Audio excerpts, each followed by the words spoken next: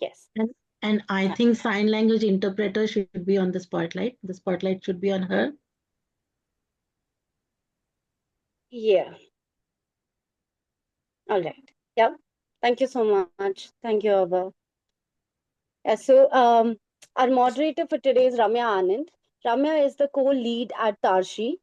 She looks after the capacity and perspective strengthening activities, human resource management, and staff development. She's also interested in creating self-affirming content on sexuality. And Tarshi supports and enables people's control and agency over their sexual and reproductive health and well-being through information dissemination, knowledge, and perspective building within a human rights framework. Over to you, Ramya. Thank you. Thank you so much, Sanjana. Good evening, everyone. And thank you all viewers to have come for this discussion. It's a very important discussion that we're going to be talking about navigating the spectrum of puberty. I would like to thank Enfold for inviting me to be the moderator. And we have our esteemed panelists with us, and I'll introduce them as we go along. We also have last few minutes, about 15 to 20 minutes for the viewers to ask any questions. So as we know, puberty is a very significant turning point in every young person's life. But sometimes it's also kind of simplified as like a mere physical transition. We know that it's beyond that. It's a transformative stage, and where the children are kind of trying to understand about their bodies and trying to perceive the bodies of others around them. Not just that, and also about their emotions, the identities, their ideas of self-concept, and so on. And all of these many ideas are also shaped by various cultural, social and cultural influences and their own individual, personal experiences. And it's also kind of evolving at various stages.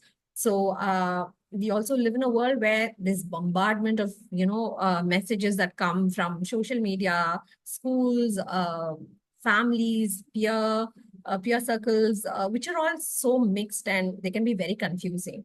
And therefore, we as educators and parents play a very crucial role in kind of helping the children navigate these stages.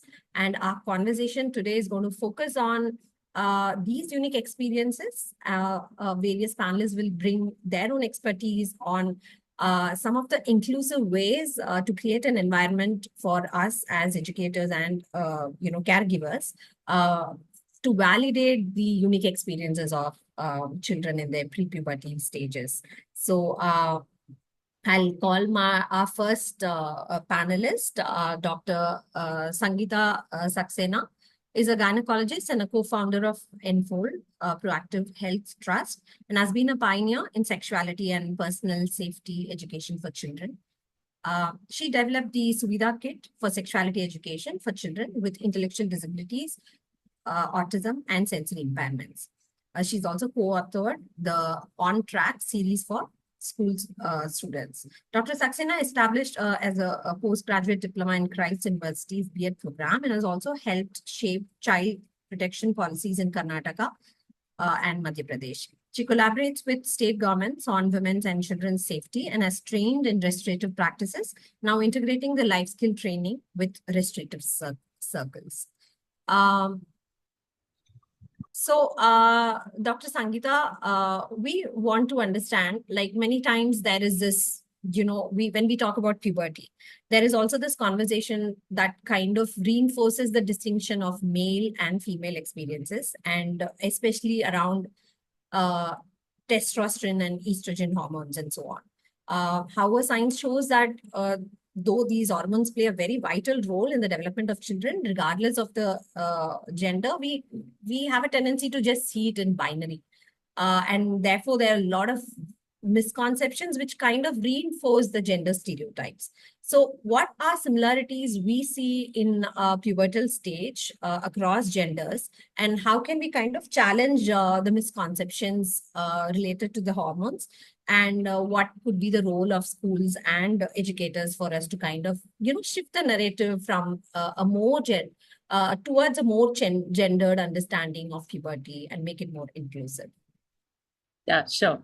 Thank you. I will use this PPT to make my points. And as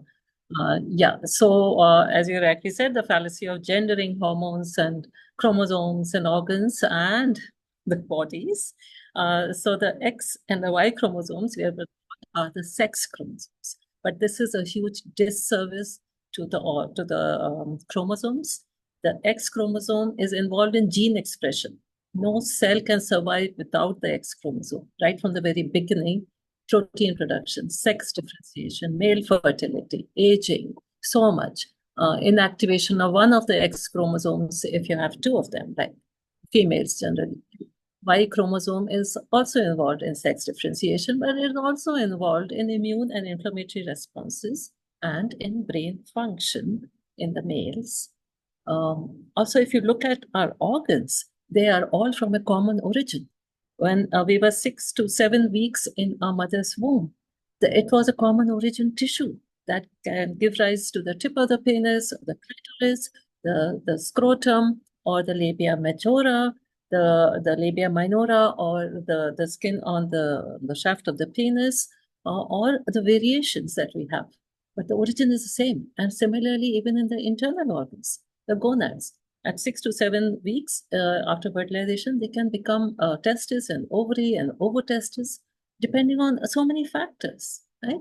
And the Mullerian duct, the Wolffian duct, they can develop into a typical male reproductive system, typical female reproductive system, or the variations in between, depending again on so many factors. So why are we gendering them? Estrogen, called the female hormone, right? But it is essential for all bodies. All bodies. It plays a vital role in the fetal brain development. And in fact, fetuses, just like babies, just before they're born and in the first few days of their life, have the highest level of estradiol in their brains and the receptors in their brains, and then they decline to their adult level. They are important for bone health, cardiovascular muscle, weight gain, mood, skin, so many tissues of the body in all sexes. They also produce the female puberty, the menstrual cycle, and they are also used by the male body. In the male body, it is required for sexual drive, achieving erections, producing sperms, testicular function. Now tell me, why should we just call it the female hormone? Similarly with the testosterone. Testosterone is present in the fetuses, male fetuses, female fetuses. It's present, and the T receptors are in almost every tissue of the body. It affects the bones, the brain, the heart, the blood vessels, the skin, the hair. Why are we focused only on the reproductive system? T is the most abundant steroid hormone in adult women. And they have much higher levels of testosterone than estrogens in their bodies. The values are there for you to see. Puberty. Can we think beyond sex and reproduction? Puberty is a process by which a child becomes an adult, right? The entire body develops, including the sexual and reproductive organs. Yes, for the survival of the species, some of us need to reproduce, right? But not each and every one. And to impose this on each and every one is like, what are we trying to do? Is that the most important part of being a human? Anyhow, even these changes, which we typically, in our schools and all, we teach them as, oh, this is what happens in girls, this is what happens in boys.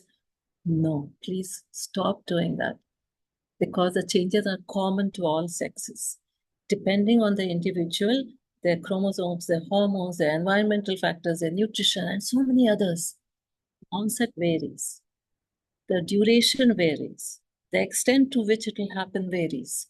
Hair develops in all sexes, facial hair. In males, typically it's more. But it's not as if female children don't get hair on their faces. Same way for the breast development. Males also begin to develop breast buds, become sensitive to pain, right? But it stops much before it does in the female children, right? So like that, the voice deepens for all of us. So can we look beyond all of this? Can we say that these changes are there to make us into an adult who has an independent identity, social values, social dynamics, emotions? Their body, entire body is changing to various extents, different people. That doesn't take away their humanity if it doesn't follow a particular script. So with that, I will stop and say thank you.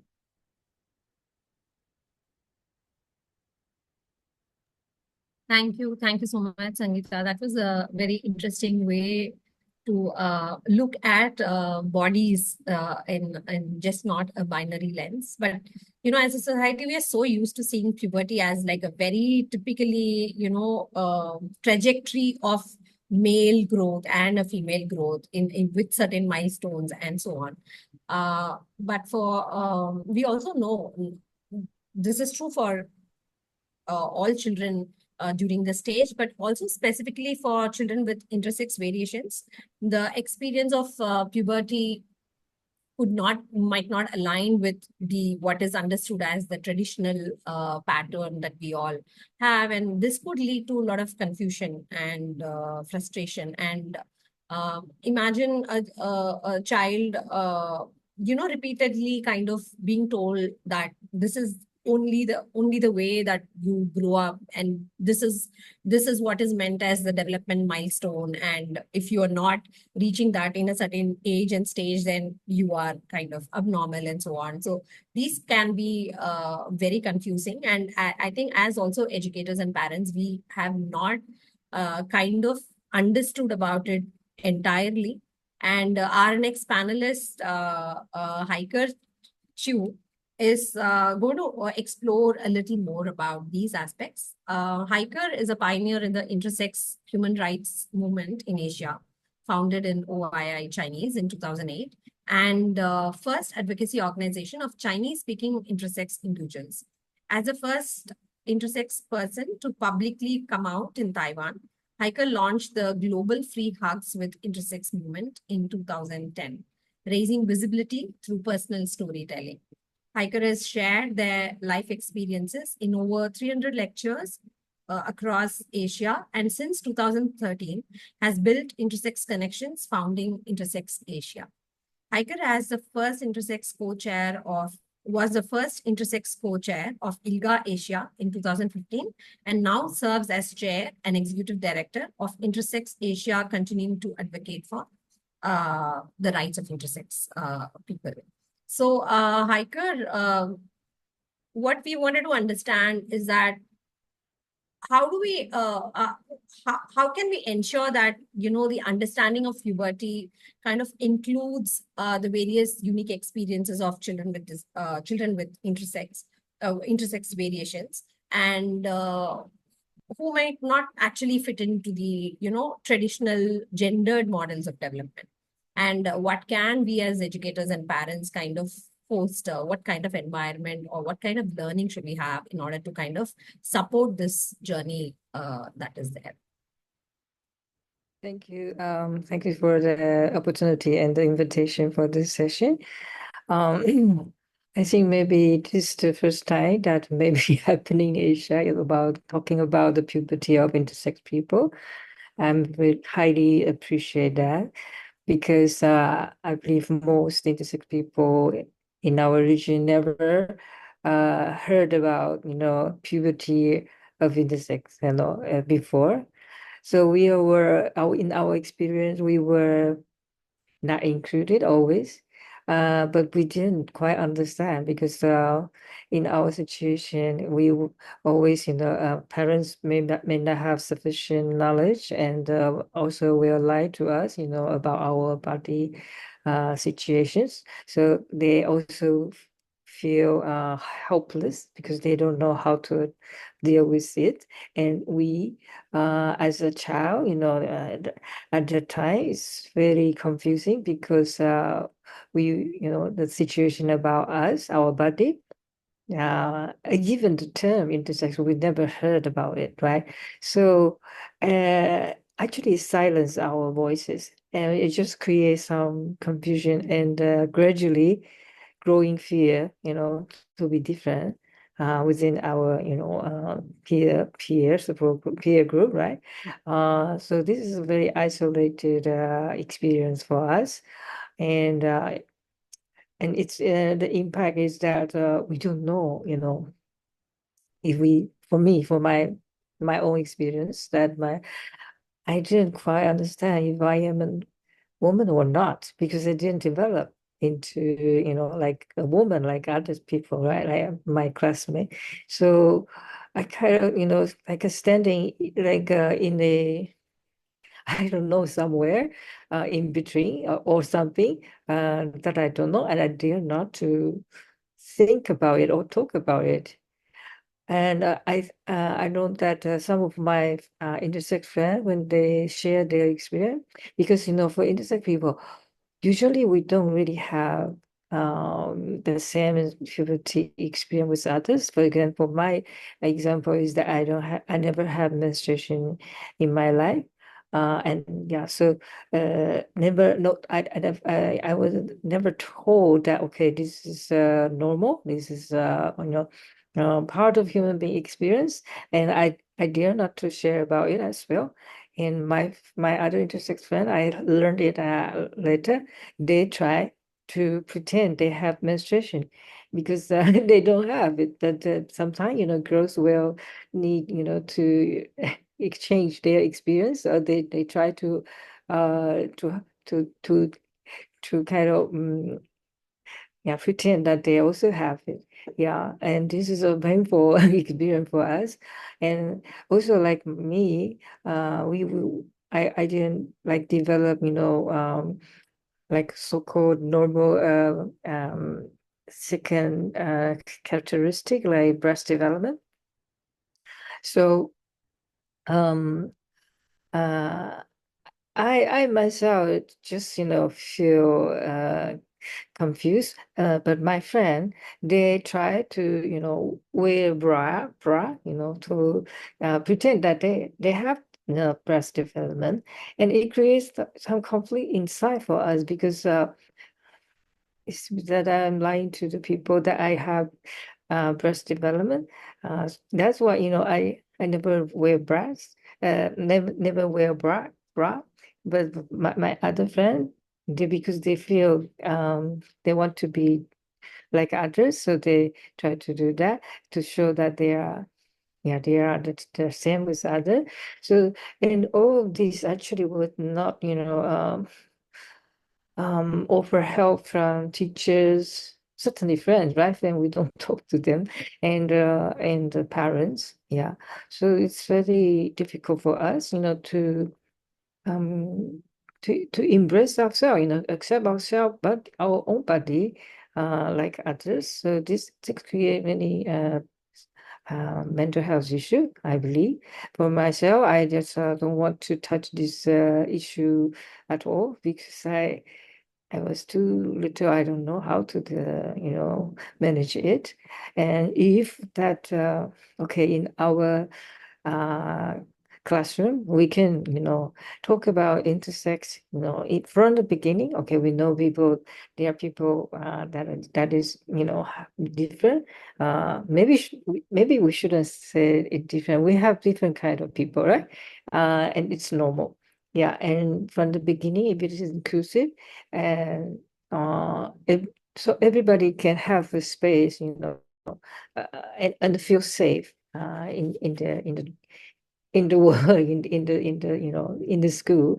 Because if you are different, actually, because if when our society is a little bit too binary, and look to fit into the gender binary norm, so actually it also creates some bully as well.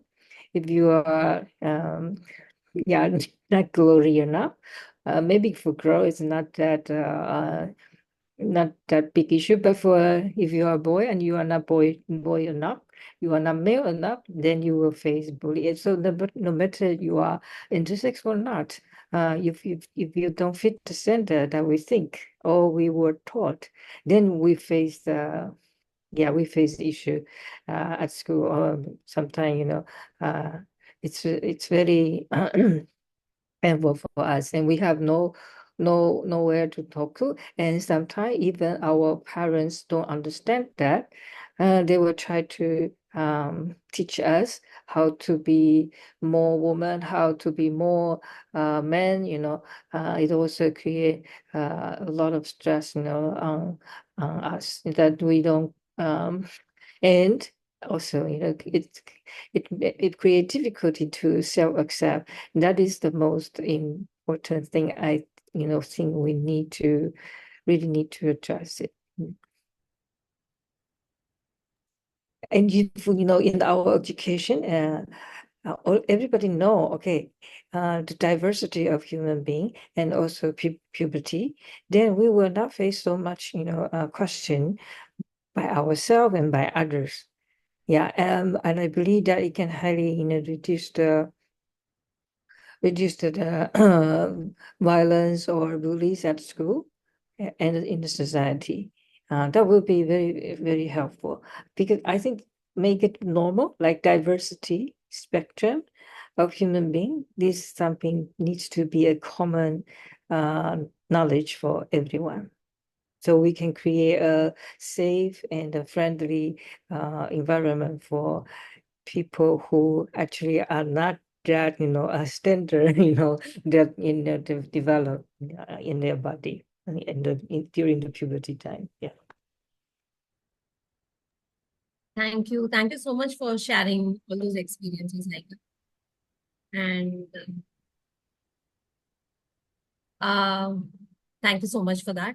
I know it should be a common knowledge for us when we talk about puberty, but many times I think there is absence of this information. I mean, I think even in any curriculum of sexuality education, it literally only talks about a male and a female, way of puberty and so on. And we really need to hear more experiences from people with intersex variations and take into account this while we are kind of talking about sexuality education. Thank you. Yeah, thank you so much, so as we were discussing about, the neatly tied up boxes that sorry, we tend to have in binaries, it also kind of applies in the way that we see gender. Sometimes young children at a very early on start kind of expressing themselves in a non-binary ways, but then these expressions are often kind of met with skepticism, and uh, it's kind of also because adults find it very difficult to comprehend, and they also feel like this is too young, and maybe a westernized idea, and it's just creating confusion and so on, and can be very dismissive of these early expressions that children might start having. They also need for us to kind of challenge these misconceptions around gender identities in young children. And how do we then ensure that we understand it better? We will have the next panelist, Joya Sikder, who will address these points for us. And Joya Sikder is the founder and managing partner of Shomporna, dedicated to advancing transgender rights in Bangladesh with over 27 years of experience. She began her career at CARE Bangladesh, focusing on data collection on violence against the Hijra community and HIV/AIDS awareness. At ICDDR, she highlighted the unique health needs of transgender individuals. Joya co-founded Badon Hijra Shanghai, empowering the community and engaging with donors, and served as president of the Sex Workers Network, advocating for sex workers' rights nationally and internationally. She has represented her organization at ILGA Asia and international AIDS conferences. Thank you, Zoya, for being part of this panel.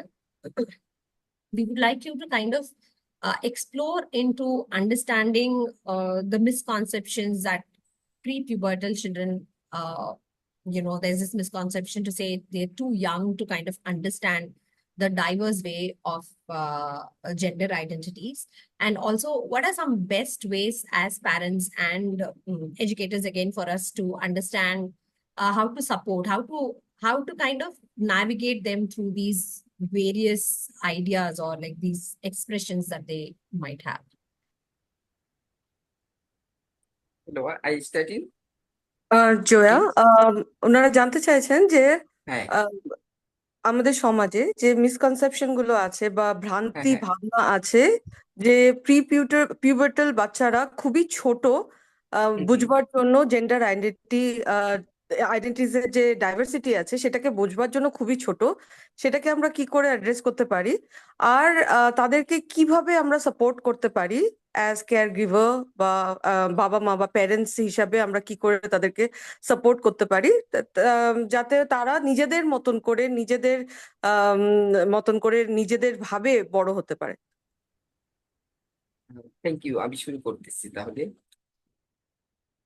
যেটা আমাদের সমাজে দেখা যায় যেখানে যে gender diverse children যারা পরিবারে বড় হচ্ছে, কিন্তু সেটা একটা সময় পরিবারে যখন তার বাবা মা তার ভিতরে ফেমিনিস্ট এবং ম্যাসকুলিনিটি আচরণগুলি লক্ষ্য করে, তখন তার বাবা মা তাকে অন্যভাবে দেখতে শুরু করে। এবং তার এই যে অন্যভাবে যে তুমি ছেলে না, তুমি ছেলে হয়ে থাকো, তুমি মেয়ে মেয়ে হয়ে থাকো, আসলে সে তো ভিতর থেকে এটা লালন করে যে আমি তো শরীরে ছেলে হয়ে জন্মালে আমি ছেলে না, আমি একজন মেয়ে, আমি নিজেকে নারী মনে করি। এবং শরীরে যে একজন নারী হিসেবে জন্মগ্রহণ করেছে, তিনি নিজেকে তো নারী বলছে না, মানসিকভাবে তিনি পরিপূর্ণ নিজেকে পুরুষ ভাবছে। এই ভাবনার জায়গাগুলি থেকে পরিবার যখন বুঝতে চায় না, সমাজের বাইরের মানুষ তাকে বুঝতে চায় না। যেমন তার যদি তার ফ্যামিলিস্ট বিহেভিয়ারের জন্য সমাজের লোকজন তাকে দেখলে বিভিন্ন ধরনের বুলিং করে, যে তাকে লেডিস বলে, হাফ লেডিস বলে, হিজড়া বলে। এই যে বুলিং গুলি কিন্তু তার জন্য একটা ট্রমা। এবং যে ক্ষেত্রে মেয়েদের বেলায় একজন মেয়ে যদি পুরুষালী আচরণ করে বা পুরুষের মতো চলাফেরা করে, ছোটবেলায় সে ফিল করছে আমি একজন পুরুষ, কিন্তু সেটা তার পরিবার এবং আশেপাশের লোকজন, সমাজের লোকজন তারা কিন্তু এটা মানতে চায় না। এই যে মানতে না পারার কারণে তার নিজের ভিতরে একটা মানসিক চাপ বা মানসিক একটা ট্রমা থাকে। এই জায়গা থেকে সে কিভাবে বেরিয়ে আসবে, এটার জন্য আমি মনে করি যে বাবা মার ভিতরে একটা ভালো ধরনের অ্যাওয়ারনেস থাকা দরকার। পরিবারে বাবা মা যখন সন্তানকে লালন করবে, সে মনে ভাবতে পারে যে আমার সন্তানটা কে সন্তান হিসেবে বড় করব, বা তাকে আমি জেন্ডার হিসেবে দেখবো কি সে ছেলে কি মেয়ে, সে কি সে অন্য কিছু না। এভাবে যদি বাবা মা যদি তাকে বড় করে, এটাই আমি রিকমেন্ড করবো যে বাবা মা যদি এভাবে যদি বড় করে, তাহলে কিন্তু তিনি একজন প্রপার মানুষ হিসেবে ডেভেলপ হবে এবং তার যে নিড, তার যে প্রয়োজন, সেগুলি সম্পর্কে সে একটা ভালো ধারণা পাবে। সে বিষয়গুলো সে বোঝা দরকার। পল্লবী, তুমি ট্রান্সলেট করে দাও। Um, hmm, Pallavi. Here, the children who, if they are born in a male body or if they are born in a female body, if their behavior is not aligning with the societal standard, or if they behave in a different way, if a male child is behaving in a feminine way, they are bullied, they are persecuted, they are the questions are raised because they feel that that is not normal. And because of that, no, there is a lot of trauma these children grows up with. So, and here what we can do is if we can create awareness to the parents regarding sexuality and gender, that would help them to support the children better. And also, if we can teach them, or if the parents get the awareness to understand that to see their children as human being and not as their sex or their gender, then they would be more supportive, and also that will help the children to grow as in their authentic self, and to be more authentic to themselves instead of hiding their gender identity. Pallavi, পরের কোশ্চেনটা কি একটু বলতে পারো? একটাই question ছিল পুরোটা মিলিয়ে, আর কি করে বাচ্চারা কি হুম, খুবই ছোট বোঝার হুম, জন্য হুম। জেন্ডার আইডেন্টিটি, পিউবার্টাল বাচ্চারা কি খুবই ছোট যে জেন্ডার আইডেন্টিটির যে ডাইভার্সিটি সেটা বুঝবার জন্য?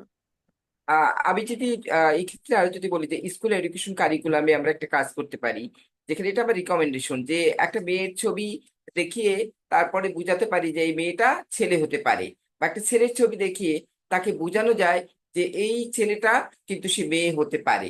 কারণ জেন্ডার তার যৌন অর্গান দেখে বা তাকে তার জেন্ডার আইডেন্টি কখনো করা যায় না। এটা এইভাবে যদি এডুকেশন কারিকুলাম বা আমরা যদি অন্যান্য শিক্ষা যেখানে সেক্স এডুকেশন দেওয়া হচ্ছে বা জেন্ডার আইডেন্টি দেওয়া হচ্ছে, সেক্ষেত্রে যদি এরকম সিস্টেমে দেওয়া যায় তাহলে সেক্ষেত্রে কিন্তু একটা বেটার আইডিয়া হতে পারে। এটা আমার রিকমেন্ড। আর একটি রিকমেন্ড আমার কাছে যেটা আছে পলমি, সেটা হচ্ছে যে বাবা মা যখন সন্তান উৎপাদন করবে, তারা যখন বাচ্চা কনসেপ্ট করলো, তখন তাদেরকে যদি আমাদের যেটা আমাকে বলে হেলথ মিনিস্ট্রি বা যেসব স্বাস্থ্য সেবা ক্লিনিক গুলিতে যায়, সেখানে যে সাইকোলজিস্ট যখন কাউন্সিলিং করবে, তখন তাকে বাবা মাকে বলা দরকার যে তুমি একটি সন্তান উৎপাদন করতেছো, বাট তার লিঙ্গ কি পরিচয় হবে সেটা তাকে বলা দরকার নেই, বা সেটা তাকে তার মতো করে বড় হতে দাও। সে যদি ছেলে হিসেবে জন্মগ্রহণ করে মেয়ে হতে চায়, মেয়ে হিসেবে ডেভেলপ হবে, মেয়ে হিসেবে জন্মগ্রহণ করে ছেলে হতে ছেলে হিসেবে ডেভেলপ। এই বিষয়গুলি যদি ওই বাচ্চা কনসেপ্ট করা থেকে বাবা মা জানে, তাহলে কিন্তু এই বাচ্চাদেরকে নিয়ে যে ধরনের বুলিং এর শিকার বা যে ধরনের যে এই আমাদের সোসাইটিতে তাদেরকে যেরকম বিভিন্ন ধরনের কথাবার্তা শুনতে হয়, সেই বিষয়গুলি শুনতে পারে। কারণ সে জন্ম থেকে শুনে আসতেছে আমি এরকম, বা অন্য বাচ্চারাও যখন বড় হবে তখন সে বুঝতে পারবে যে আমরা এভাবেই ডেভেলপ হচ্ছি। তো এই বিষয়গুলি যখন বুঝতে পারবে তখন কেউ কাউকে বুলিং করবে না। কার লিঙ্গ পরিচয়, কার জেন্ডার আইডেন্টি, কারো সেক্সুয়ালিটি নিয়ে কখনোই বাচ্চারা এরকম করবে না। এগুলি হচ্ছে আমার recommendation.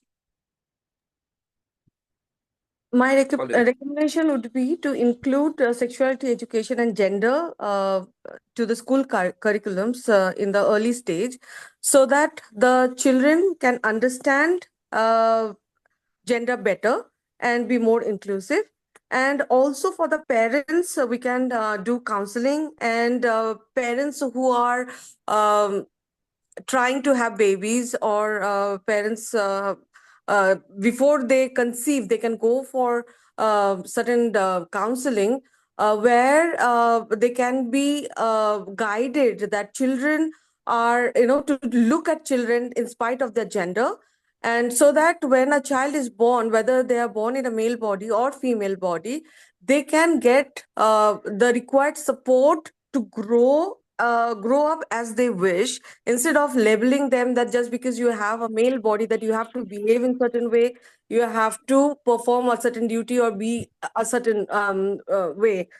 So and also this awareness would help to bring down bully. Yes, that's all. লাস্টটি হচ্ছে আমাদের সমাজে যেসব বোলিং গুলি হয় সেগুলি হবে না। যেমন বাংলাদেশের প্রেক্ষাপটে আমি যদি বলি যে এদেরকে হিজড়া বলা হয়, মেয়েলি বলা হয়, হাফ লেডিস বলা হয়, অনেক ধরনের বোলিং গুলি থাকে। যে বোলিং গুলি আসলে এরকম সিস্টেমে গেলে এগুলো বন্ধ হবে। কারণ ট্রান্সজেন্ডার মানুষদের জন্য যে ধরনের বোলিং হয় সেগুলি আসলে বন্ধ হবে। আমি যেগুলি রিকমেন্ডেশন করি যে এরকম অ্যাক্টিভিটি গুলো যদি করা যায়, সেই কারণে। It's with this awareness we can bring down bullying, because of lack of information. There are certain terms which are used for everything, like the word hijra or gay is used for everything. So once the awareness is there, people will be more mindful, and we can help bring down the bullying, and we can help these children. Thank you. Thank you. Thank you, Joya. These are very pertinent points that you've brought up. And thanks so much for that. I mean, it's true in, I think, across various contexts, across regions also, because even in India, we do come across that, language, there almost like gay and hijra are used as slur language to kind of call out people and so on. So what you rightly pointed out in terms of introducing sexuality education at a early stage, we know how crucial it can be. But many times, I think even the school authorities or parents also feel that only during adolescence, as like when children are in their teenage, they want to start talking about sexuality, that too in the very context of menstruation and so on. But we need to start moving beyond all this, because we know that how the various ways that children are expressing and they not having any validation from adults can be damaging to their mental health. They also this expectations of children to be fixed into a certain way, a standard way, or a very unrealistic standard of what body should look like, how should they be expressing themselves, and this can deeply affect children while in their formative stages. And moving on, we'll also be talking about what are some of the unique challenges that are faced by children with disabilities, especially with the pressure that kind of intensifies in terms of the societal expectations related to appearance and the norms around physical ability and so on. So we will invite our next panelists to kind of dive in deeper into these aspects. We have Dr. Abha Khetrapal, National Award-winning disability rights advocate and president of Cross the Hurdles. Abha is the first Indian woman to receive the Henry Viscardi Achievement Award. She has authored 13 books, contributed to national and international journals, and conducted accessibility audits across Delhi NCR. Dr. Abha has worked with the WHO on healthcare accessibility, contributed to the life skill education with UNFPA support, and developed comprehensive sexuality education courses for persons with disabilities. She recently created a self-advocacy toolkit for girls and women with disabilities and serves on the sexual harassment committee of the Department of Disability Affairs. Thanks so much for joining us, Abha. And if you can just, discuss on how can we help children, including children with disabilities, in terms of how they could navigate the pressures that they all have in terms of, the societal viewpoints of a body image, especially during puberty that they have, and what can be some of the strategies that we could think of for us to kind of help mechanize a device in schools, in families, and so on. Thank you, Ramya, and good evening all. So we all know that body image issues of children or the teens, they typically revolve around societal standards of beauty. What we think beauty is, or what the society has told us what beauty is.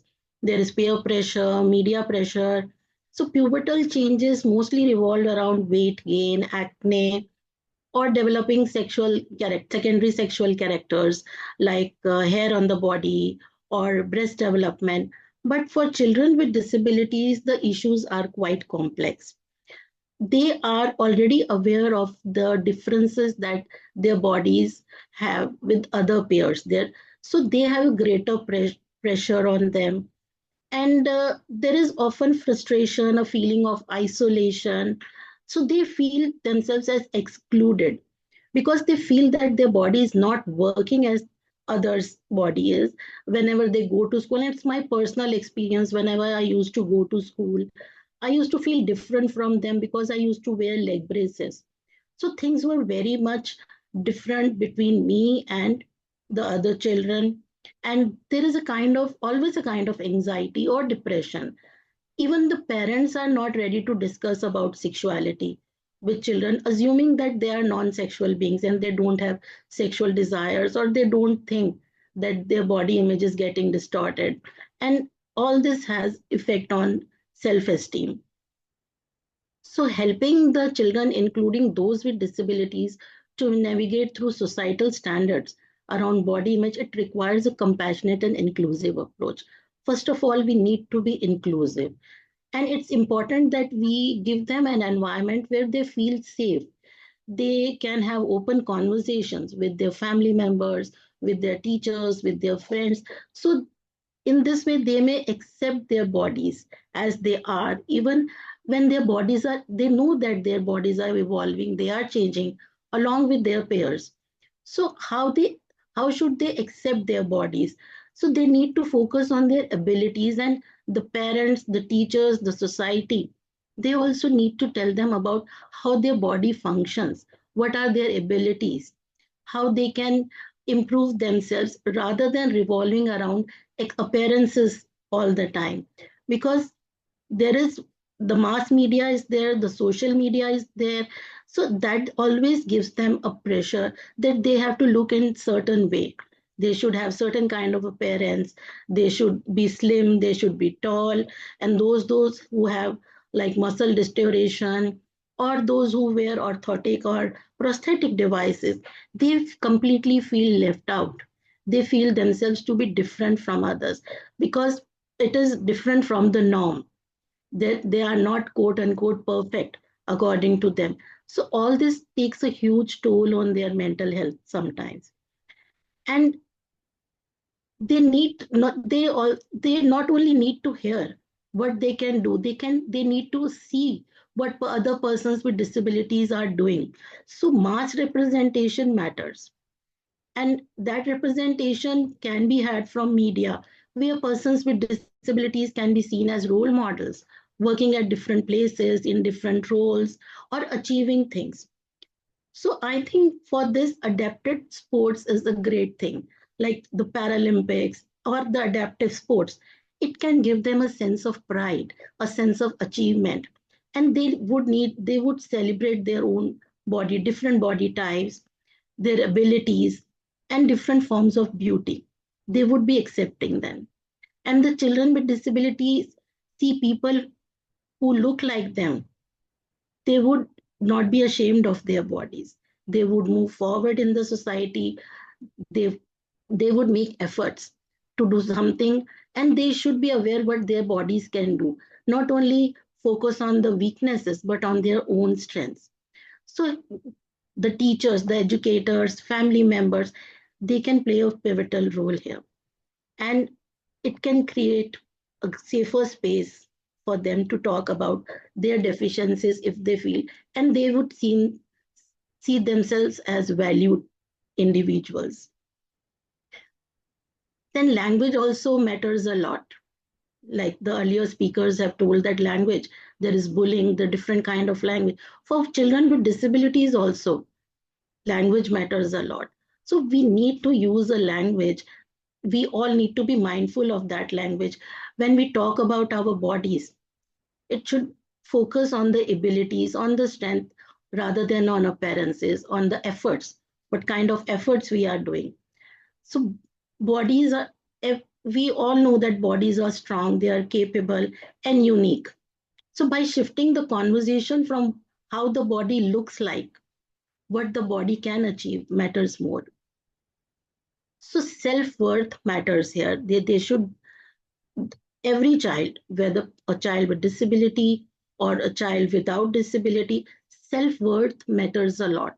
So we need to build an environment that gives them their self-worth. We need to give them autonomy, teach them decision making. And for children with disabilities, they might need certain kind of support of adapted equipments from caregivers, from doctors, from therapists. But they they need to learn how to make decision, negotiation skills, so they can build themselves as independent beings. And again, self-care here matters. We need to teach them personal hygiene, how to manage menstruation, how to manage their growing bodies, how to physically exercise if they can. Because children without disabilities, they can take part in normal sports, in mainstream sporting activities. But children with disabilities, they might need play therapy, especially those with intellectual disabilities. So keeping them busy, keeping them occupied, and making them feel that how precious they are, how valued they are, I think they can manage their puberty without having body image issues. So we cannot keep on shielding our children every time. We because parents of children with disabilities, they try to infantilize them. It's my own personal experience. till when I was in my teens. My parents used to infantilize me like I was a small kid, but giving me certain kind of independence, making me do some work for even for myself, my personal grooming. Slowly, I gained confidence in my own self. I could take care of myself, my grooming, and how I presented myself. I started uh, and it started shifting from the body image to my own self worth. So support is again important. The peer support, networking, our friend circle, they would accept us more. So support is also very important, especially during puberty, because the feelings of insecurities are there, especially in children with disabilities. So I would not take more of your time. Thank you. Thank you so much, Abha. I think you brought out a lot of important points, specifically talking about inclusivity and how is it that one, as adults, we as adults can develop a sense of more compassion and kindness and be more accepting. And very truly talking about the psychological impact that the varied changes, I mean the experiences that children with disabilities specifically go through. And it's also true, I mean, what you were talking about infantilizing, I think many times parents, it becomes very difficult for parents to understand that children also have their own autonomy, their own choices, and they are generally not able to see children as a sexual being at all. I think there's a lot of unlearning for adults to actually start doing. And we want to also focus on other aspects of the psychological impact that all of you have been talking about in terms of the diverse gender expressions, children with intersex variations, children with disabilities, and just any child who is not fitting into a certain standard box that is being done by the society.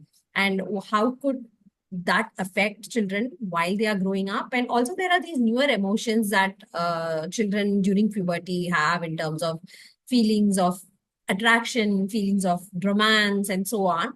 And how do we best equip children, and how do we best equip ourselves as adults also to kind of help children to accept or understand these aspects better?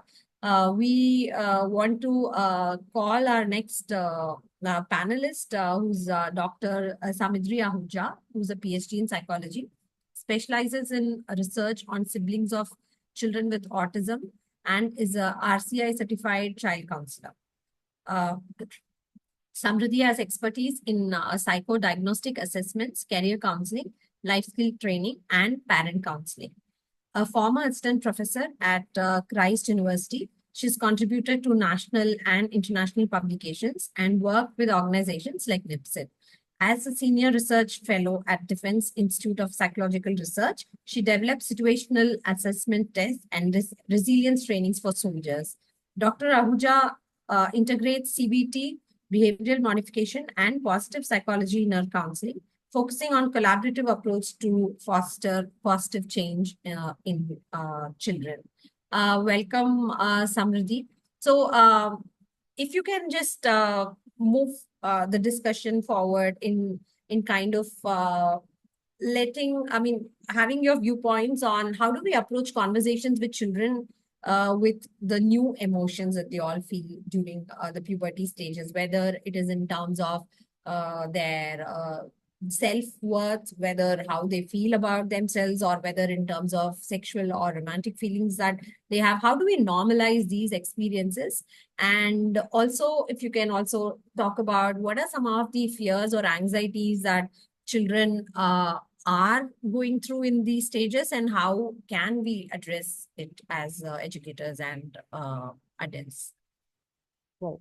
Good evening, everybody. Thank you, Ramya, for addressing this very important question, especially in the times that we live in. The generations, Gen Z and all the other generations that are coming up, who are actually more informed as opposed to the parents in any given age and day, I would say.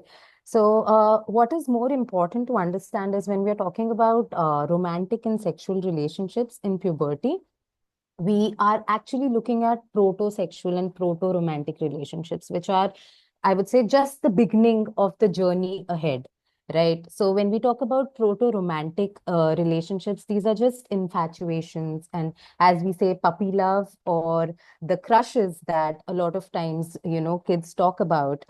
And these develop say from infatuations, idealizations of, or we come across hero worships.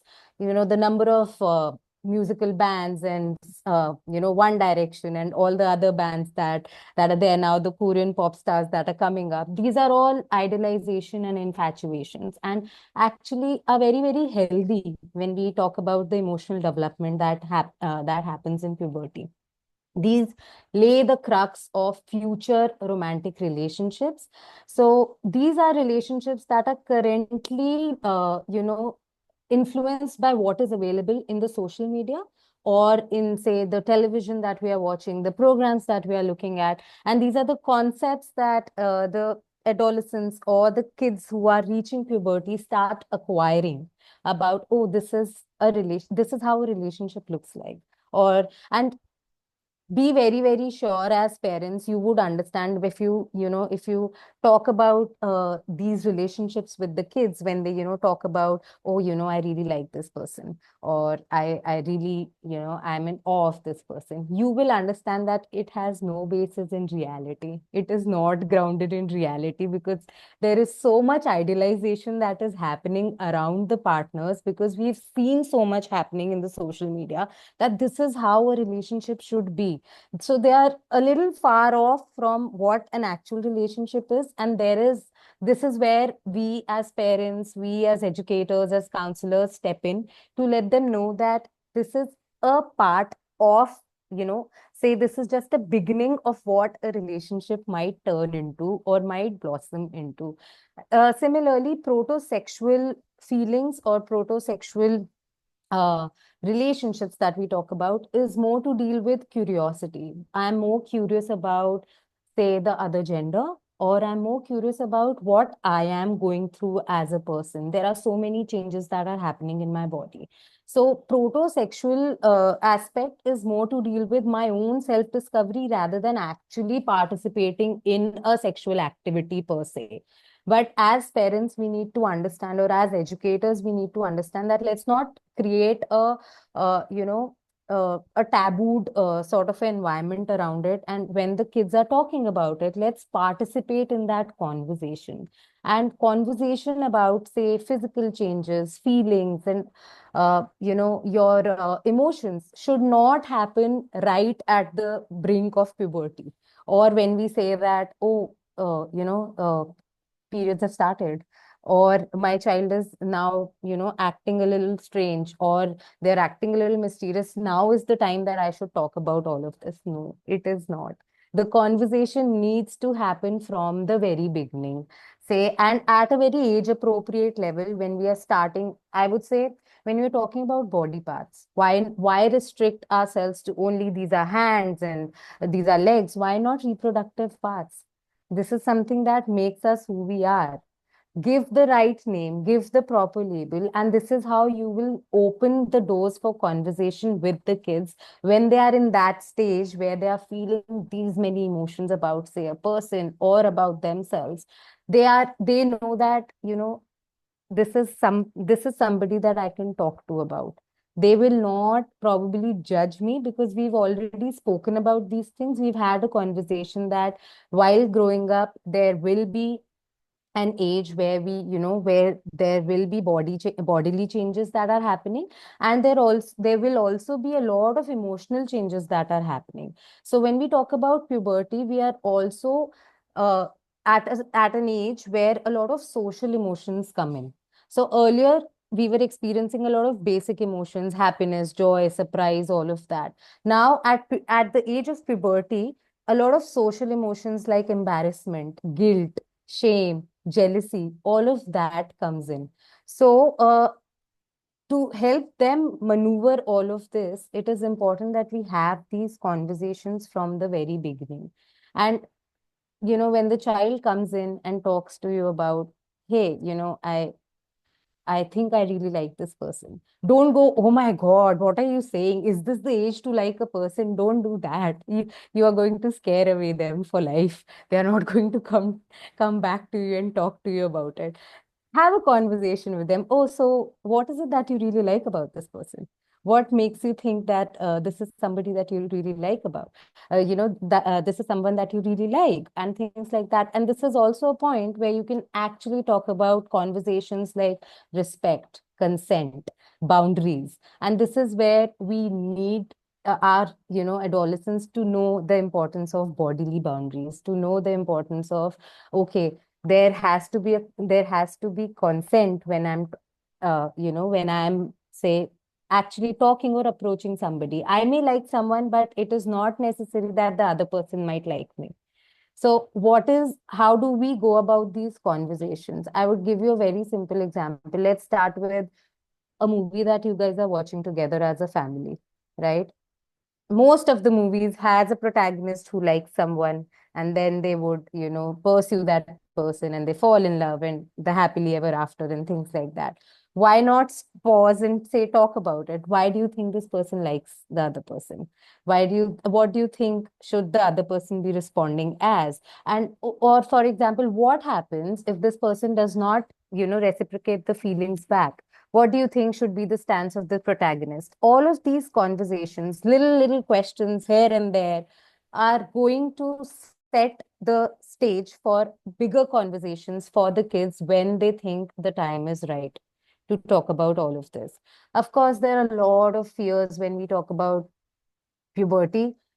They are going through a lot, right? And at times they don't know how to deal with those, because where we still lack is labeling of emotions.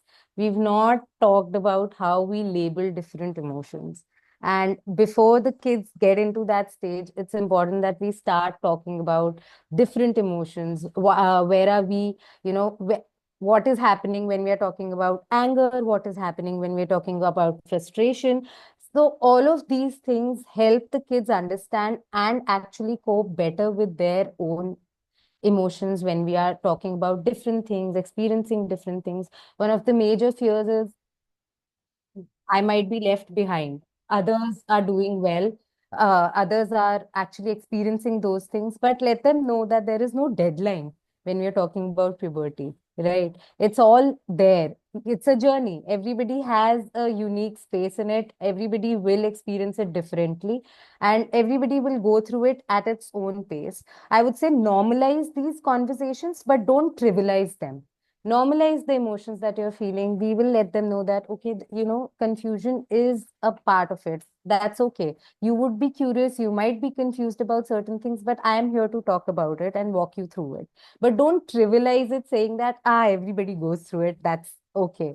So as Dr. Abha also said, don't infantilize them. See them in the light that they are growing up, they are going to be adults, they are going to be consenting adults soon, and our job is to equip them to deal with all of this information. I think I won't go beyond it. Thank you. Thank you. Thank you so much, Samridhi. Those were very useful points, I'm sure. But many times, I think one of the reasons parents we've seen have the hesitant to talk is like once you start talking about sexuality, children are going to start to have sex. I think that's like one of the biggest fear that parents have. But I think we need to understand that's not the case. I mean, it is giving them the language, as you said, giving them the language for them to express about their bodies, understanding, making more informed choices about their bodies, their emotions, and so on. And it is also seen as like this very humongous task, and this very serious conversation where one will have to sit down and talk about various, development stages, which is giving themselves a lot of discomfort.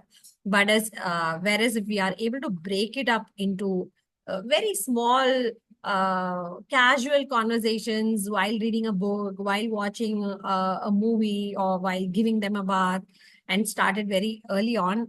We all know how effective it can be. I mean, to say that even while we were growing up, we never had anyone talking about sexuality to us. So while we have grown up as adults, there is still that sense of discomfort that we all hold, and I think we all need to kind of face that and say that, children these times, I mean, it has always been the case, but children these times have information rapidly coming from social media and other, internet and so on. And therefore, it becomes even more important for us to kind of, talk about these issues. We will open the room for any questions if any of the viewers might have. If you have any specific question to any specific panelists, you could just, Sanjana, if you can help, see if there are any questions that have come up or. Yeah, Yeah. sure. I think And I before will, that, while we are waiting for any questions to come up, I quickly also wanted to show some of the tools that are available for this kind of education in a very simple, easy to understand manner. These were made as part of our Suvidha kit for children with intellectual disabilities. However, they can be used with younger children as well because the language is simple and it is, it has culturally appropriate, relevant kind of information on various things, not just romantic feelings, but say this is under development. So when I feel different. So this is a book that talks about intersex, right? And it also talks about say differences in gender identities. So there are several kits available. We have them in Braille as well. Touching myself, wet dreams, managing ejaculation, managing wet dreams, because we always talk about managing menstruation, but we don't talk about managing wet dreams. What do you do? Yeah, and how it might happen, because children have also told us things like, "I thought I had cancer." Then the fluid came up. So yeah, there are all of these tools, and of course, because it is for children with intellectual disabilities, we have various ways of learning, puppets and all of that, which have anatomical according to the age of the child, and various kinds of file folder, various kinds of activities. So I just wanted to briefly show that there are materials available for children of various genders, intellectual development with Enfold.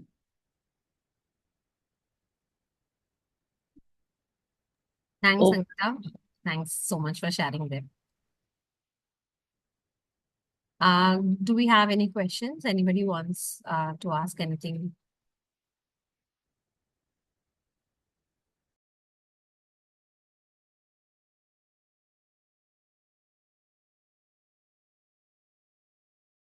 Yes, Subramaniam, did you have something? Yes, I do have a question. Thank you so much for the opportunity and for a great discussion. I have a question to Ms. Samridhi regarding infatuation. So you mentioned that we should recognize their feelings and emotions, and also state that it is just an infatuation and a beginning of a bigger or a future relationship. But using that term infatuation, I've had this doubt for a very long time. Does it not make their feelings dismissive, like infatuation, using this word? Okay. All right, I'll just clear this up for you. When I use the term Yeah. infatuation, I was referring this for the parents' understanding, because parents tend to, suddenly go into that hyperactive mode of being overprotective.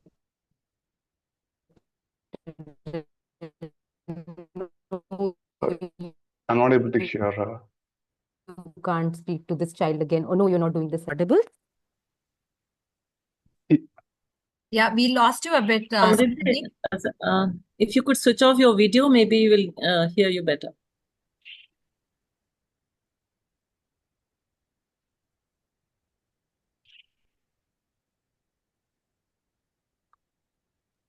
We just wait for Samridhi to come back. In the meanwhile, any of the other panelists want to address this issue? Yeah, I think what Samridhi was also saying is that this word she used was for the parents to understand. For the child, of course, it's an intense feeling. And however, it is also important, that is the way we talk about it in schools where we go, that you are developing. So is the other person developing your identities, your values, what you like, where your goals in life. It is not, there are various myths about romance. First love is your everlasting true love. These are myths that we need to break as much as we break myths around menstruation or masturbation, right? That only, and that we are one-to-one pair bonding species, and look at the birds, they also form bonds for life. So hello, no, we are not birds, right? We are not one-to-one pair bonding species by any measure. So there are so many myths that we need to think. And also what she was saying was that don't think this is the end of the whole thing, that tomorrow this person will be knocking at your door with a barat and, let's get married kind of stuff. So she was trying to put it in perspective. And always acknowledge. And there was a girl who asked me, she was in 5th grade, and she came and said, "Ma'am, I like this boy very much. Can I write him a note?" And I write it in capital letters, so he won't see it, like he won't understand who wrote it. So I said, well, that is there, you can do that. But somebody may see you giving that note. Somebody may recognize your handwriting. So that is one thing. You need to be prepared for that, everybody knows that you like this person. You need to be prepared for that. But there's another thing. And I gave her this analogy. I said, so long you had a bicycle, supposing, to ride. And suddenly, in your porch, there is this beautiful shining car that you always wanted, with all the things, with all the accessories, and it has nice cushions, and you go near the car and it's open. And you get inside the car, and then there is this key. It is auto start. It's like full engine, raring to go. It has music, everything. And then you look out of the window, and there's another car, equally brand new, equally beautiful, shiny, attractive, and there's a person sitting inside it, and both of you look at each other and say, shall we drive to Mysore? How far will they go? And she's looking at me and she's smiling. Oh, ma'am, I understand what you're saying. I said, yeah, it's like puberty is like that. Your body is changing into a kind of a shiny car kind of thing. Study the car. Find out where are the brakes, where is the accelerator, what are the gears, how to steer it, where do I want to go? Where do I want to go in this car? And see other people driving. Who's getting into accidents? Who is this? Who's a safe driver? What is this? Learn about it. It is only the beginning. Sexuality, this is the beginning. Sexuality is there from the womb to the tomb. What is the big hurry to do everything? Just understand, get to know, and of course. So she kept smiling. I understood. I just have one more question, but it is regarding the first session. I was going through the PPT of the first quarterly meeting, and where comprehensive sexuality education was defined, I think in the first or second slide, it is mentioned, link it with spirituality where culturally relevant. So I'm not entirely sure what you meant by mentioning the word spirituality, because I relate it immediately to purity culture when I see the word spirituality. That's Which what I culture? reckon. Sorry? Which culture? I immediately related it to to purity culture when I read Purity that. culture. Yes. No, no, no, no, no, no. That was not the idea. Okay. I just mentioned it, and Ramya is smiling. We'll ask her also to come in. Is that spirituality is very different from religion. It has no morality as such. The spiritual intelligence, if you think of, is all about the awareness of a higher power, that this universe has more energy, that I am totally I don't know everything about this universe. there are powers, there are energies that are at play, that kind of a thing, and to look at a person at a spiritual level and looking beyond the body, and that kind of a thing. And in India, of course, I'm a Hindu, so for me that Shiva Lingam and that Shiva and Parvati and the Shakti and Shava and all of that, and the creation of life can itself be a spiritual process rather than a purely biological, mechanical thing happening. There is life being created which we don't understand. Science has not understood. Science has not understood life. What brings life about? So that is what we meant by spirituality. Ramya, Thank you. would you add anything there? Not really, but like sexuality also is like a very expanding term. Like many times we I think understand when we talk about comprehensive sexuality education, people think we are going to talk about sex. But then there are so many underlying factors as like spirituality also being one of them. And political, the economic, social, cultural, so many factors kind of influence the way we understand sexuality, whether it is interconnectional relationships, it's about bodies, it's about our health, and growing up, puberty, and so many other things. So I mean, that is how we would also see sexuality in terms of having the spirituality as being one of the factors to kind of influence the way we see sexuality. All right. Yeah. Thank you so much.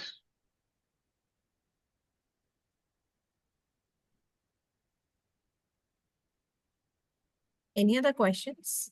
There's a Sanjana, comment is on there the. anything that's come in the chat or something? Because I'm not able to read properly. No, I don't see any question there, but I see a thing. How can we buy these tools? Most of these tools are freely available on the website in the links, I think. And if there's something from Tarshi that you like to buy, of course, you can write to their admin, and I guess.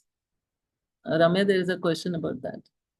Okay, Sanjana has also added a link, I think, in the chat box. So Tashi also has some books specifically for age group children, and for parents also. So one could look at those links that are there in the chat, and those could be useful tools to begin conversations in a non-judgmental manner.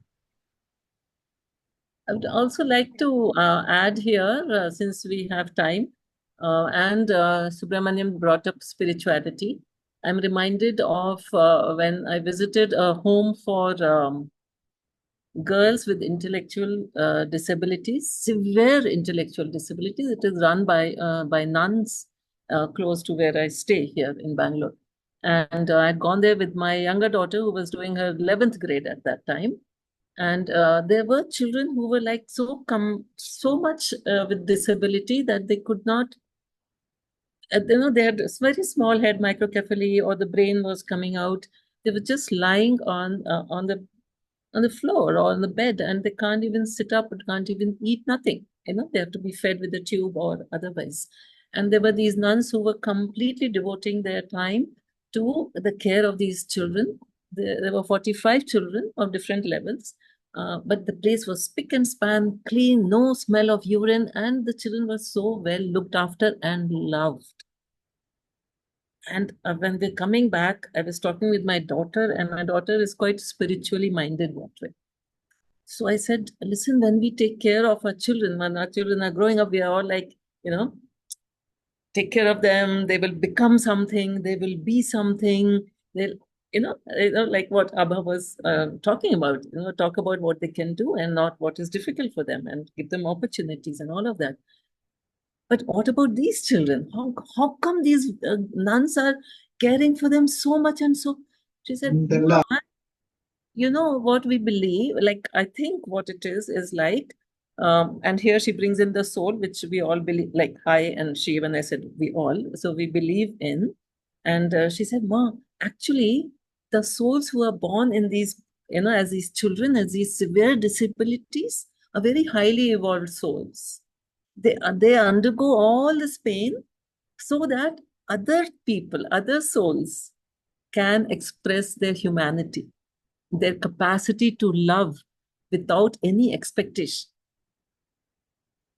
I thought, okay, yes, that is another way to look at another person. Like we say, people come into our lives to teach us something. We have something to learn.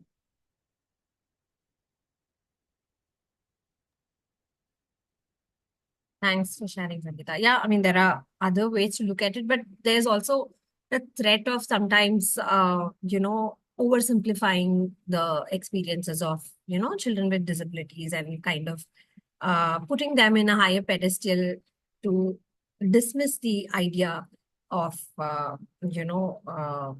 because many times it's also the systemic kind of, limitations that is causing many of the issues, because we as society are not equipped. One is attitude wise not equipped enough to understand and accept, and also infrastructure or policy wise or economy wise, we've not kind of devised mechanisms where people from all disabilities could be included and so on.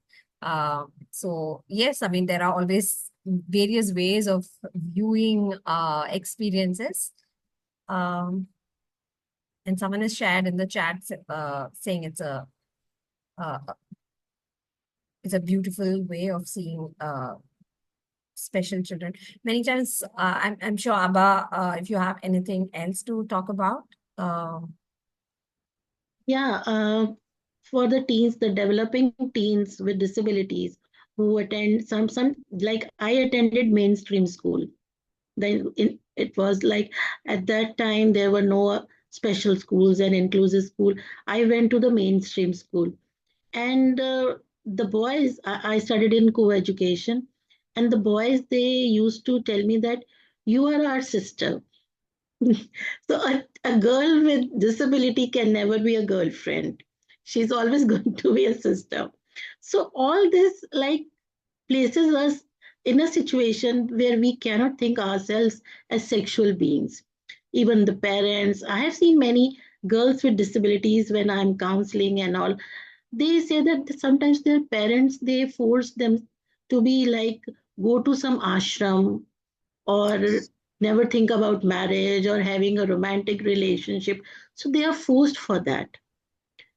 So from the teenage onwards, their mind is conditioned that they are not going to have like a romantic relationship or physical relationship or be intimate with anyone. Even sometimes when there are cousins at home and everybody is, a girl without disability would be made to sleep separately from the boys, but a girl with disability might be allowed to sleep on the same bed because it is assumed that she's not a sexual being. So such things. And also that nobody will find her attractive. Yeah, nobody. Like I told you, like the boys in my class used to tell me, you are our sister and your friend can be our girlfriend. So that differentiates. That differentiates. So it is very unfortunate because we are conditioned like that. Our society has conditioned us like we are pure souls and like Devi type of thing. Yeah, yeah. Thanks for sharing that, Abha. So I think we can start closing the panel if we don't have any questions from the viewers. But thank you so much, all the panelists, for bringing in the various unique experiences that you all have shared. And it's kind of made us realize that puberty is not just one straightforward physical journey. It's far deeply nuanced, and it involves the unique experiences of children, and it involves emotions and the way society expects a certain demands during this process and so on. And we've also discussed on how the importance of us to start kind of challenging the binary narratives or any kind of stereotypical understanding that we all have, that we also kind of tend to impose on the children. That any child is like seen as like having a rigid expectation of what they should wear, how they should eat, how they should grow, how they should act, how they should feel, and so on.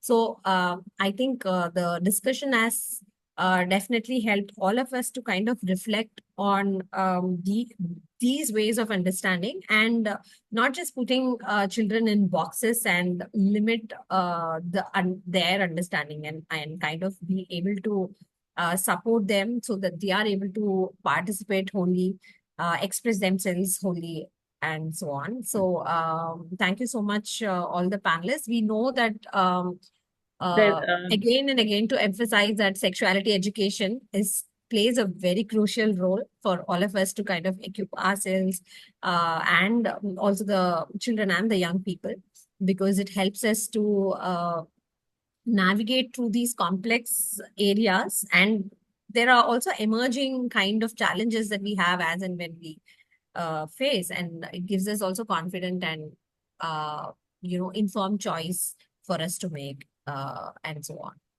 there is Thanks a so much. question, Ramya, there is a question Okay. for, probably I would like Abha could take that. Is disabled an inclusive word for people with special needs? Prabha has already mentioned it there, but we can hear it from Abha as well. Yeah, disabled is an inclusive word, and we don't use special needs. We can use with specialized services. We might need specialized services, but we don't have special need. Every child is special, every irrespective of ability of the body. So there are two ways of naming. One is identity first, and one is person first. It depends on the person's preference. One who likes to be like identity first, like name. So a disabled person, the person would like to be, we say disability pride there. We are proud to be disabled, a proud disabled. So the identity first language.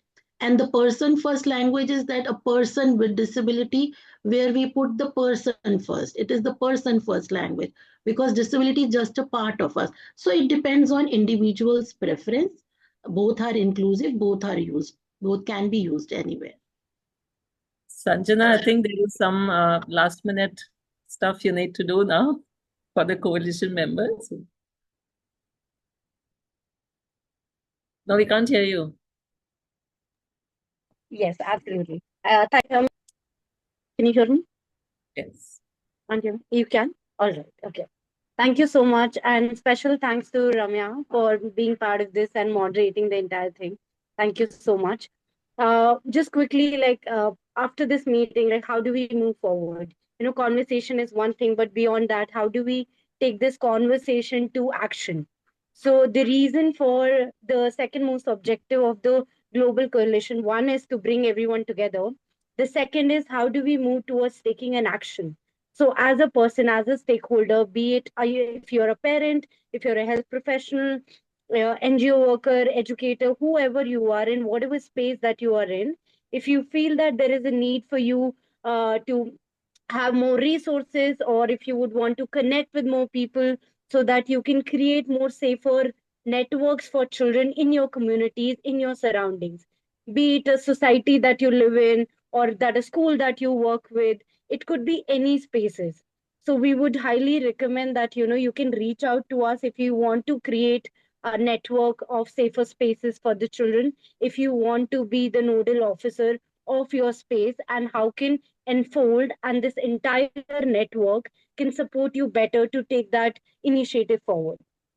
And you can find all the resources on the website, on our website www.enfold.india. I'll also put the link here. And you will find the meeting recordings also on the website, and we will also be sharing the mail with you which would have all the resources. And the last thing is that we have also, after the last quarterly meeting, we started working with other organizations as well on a guideline document on how to have conversation on personal safety and sexuality with children under the age of 7 years old, which means, what language, what vocabulary to use, when to start that conversation. If the child is 0 to, what conversation can you do in terms of digital safety? How can there be more inclusive tools in your everyday conversation with your child.